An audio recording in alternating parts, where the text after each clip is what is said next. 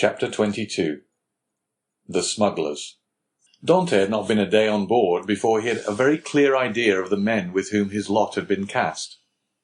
Without having been in the school of the Abbé Faria, the worthy master of the young Amelia, the name of the Genoese tartan, knew a smattering of all the tongues spoken on the shores of that large lake called the Mediterranean, from the Arabic to the Provençal, and this, while it spared him interpreters, persons always troublesome and frequently indiscreet, gave him great facilities of communication, either with the vessels he met at sea, with the small boats sailing along the coast, or with the people without name, country, or occupation, who are always seen on the quays of seaports, and who live by hidden and mysterious means, which we must support to be a direct gift of Providence, as they have no visible means of support.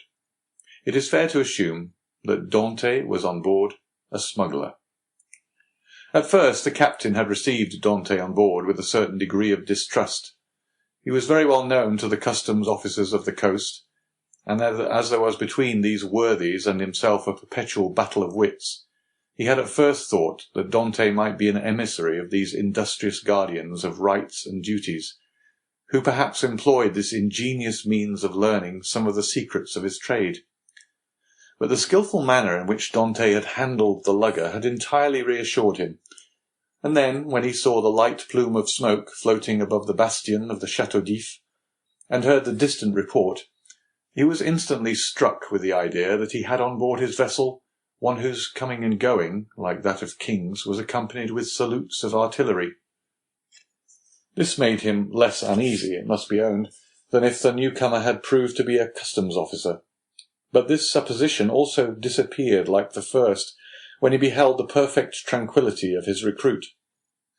Edmondus had the advantage of knowing what the owner was, without the owner knowing who he was. And, however the old sailor and his crew tried to pump him, they extracted nothing more from him. He gave accurate descriptions of Naples and Malta, which he knew as well as Marseille, and held stoutly to his first story.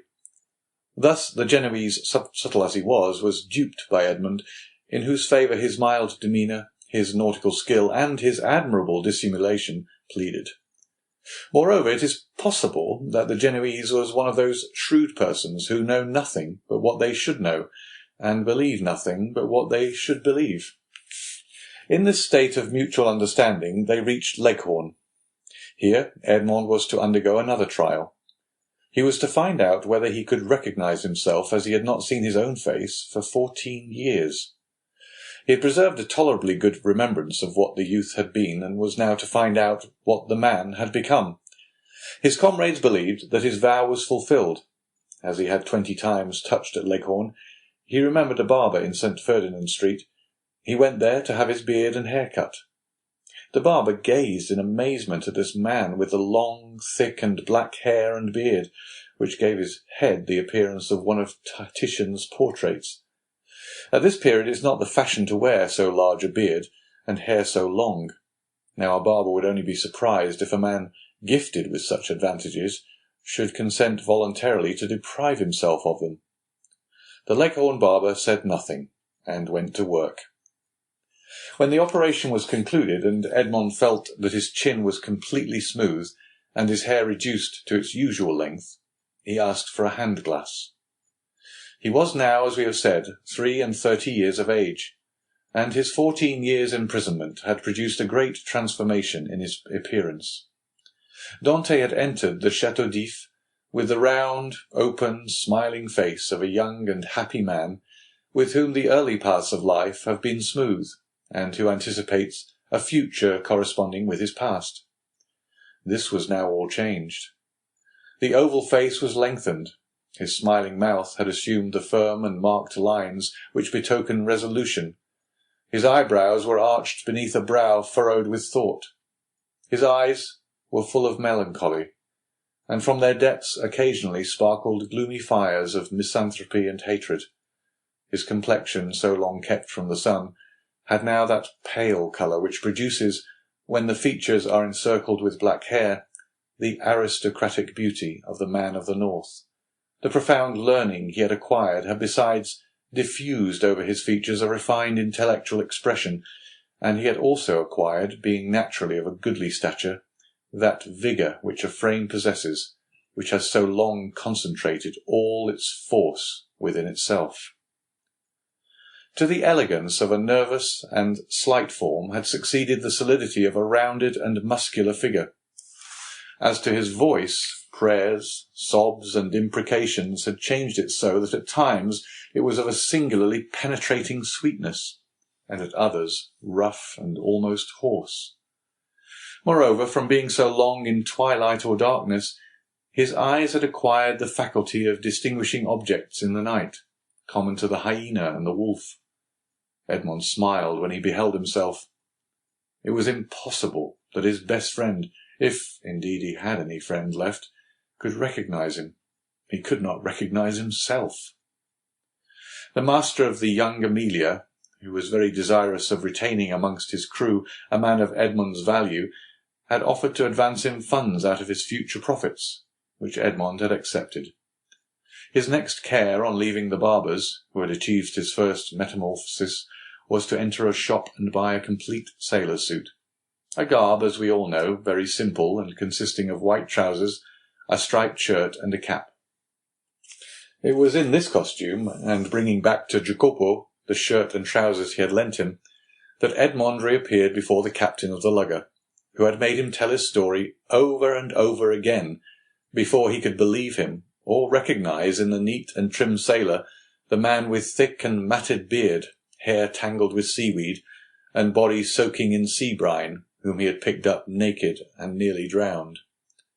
Attracted by his prepossessing appearance, he renewed his offers of an engagement to Dante. But Dante, who had his own projects, would not agree for a longer time than 3 months.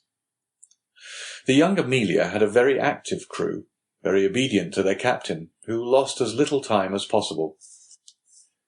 He had scarcely been a week at Leghorn before the hold of his vessel was filled with printed muslins, contraband cottons, English powder, and tobacco in which the excise had forgotten to put its mark. The master was to get all this out of Leghorn free of duties, and land it on the shores of Corsica, where certain speculators undertook to forward the cargo to France. They sailed. Edmond was again cleaving the Azure Sea, which had been the first horizon of his youth, and which he had so often dreamed of in prison. He left Gorgone on his right and La Pianosa on his left, and went towards the country of Paoli and Napoleon. The next morning, going on deck, as he always did at an early hour, the patron found Dante leaning against the bulwarks, gazing with intense earnestness at a pile of granite rocks, which the rising sun tinged with rosy light. It was the island of Monte Cristo. The young Amelia left it 3/4 of a league to the larboard, and kept on for Corsica. Dante thought, as they passed so closely to the island whose name was so interesting to him, that he had only to leap into the sea, and in half an hour be at the promised land. But then what could he do without instruments to discover his treasure, without arms to defend himself? Besides, what would the sailors say? What would the patron think? He must wait. Fortunately, Dante had learned how to wait. He had waited 14 years for his liberty, and now he was free he could wait at least 6 months or a year for wealth. Would he not have accepted liberty without riches if it had been offered to him? Besides, were not these riches chimerical, offspring of the brain of the poor Abbe Faria? They had not died with him. It is true, the letter of the Cardinal Spada was singularly circumstantial, and Dante repeated it to himself, from one end to the other, for he had not forgotten a word. Evening came, and Edmond saw the island tinged with the shades of twilight, and then disappear in the darkness from all eyes but his own, for he, with vision accustomed to the gloom of a prison, continued to behold it at last of all, for he remained alone upon the deck. The next morn broke off the coast of Aleria. All day they coasted, and in the evening saw fires lighted on land. The position of these was no doubt a signal for landing, for a ship's lantern was hung up at the masthead instead of the streamer, and they came to within a gunshot of the shore. Dante noticed that the captain of the young Amelia had, as he neared the land, mounted 2 small culverins, which, without making much noise, can throw a 4-ounce ball 1,000 paces or so. But on this occasion the precaution was superfluous, and everything proceeded with the utmost smoothness and politeness. 4 shallops came off with very little noise alongside the lugger, which, no doubt in acknowledgment of the compliment, lowered her own shallop into the sea, and the 5 boats worked so well that by 2 o'clock in the morning all the cargo was out of the young Amelia and on terra firma. The same night, such a man of regularity was the patron of the young Amelia, the profits were divided, and each man had 100 Tuscan livres, or about 80 francs. But the voyage was not ended.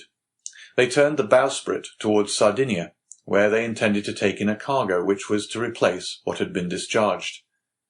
The second operation was as successful as the first. The young Amelia was in luck. This new cargo was destined for the coast of the Duchy of Lucca, and consisted almost entirely of Havana cigars, sherry, and Malaga wines. There had been a bit of a skirmish in getting rid of the duties. The excise was, in truth, the everlasting enemy of the patron of the young Amelia.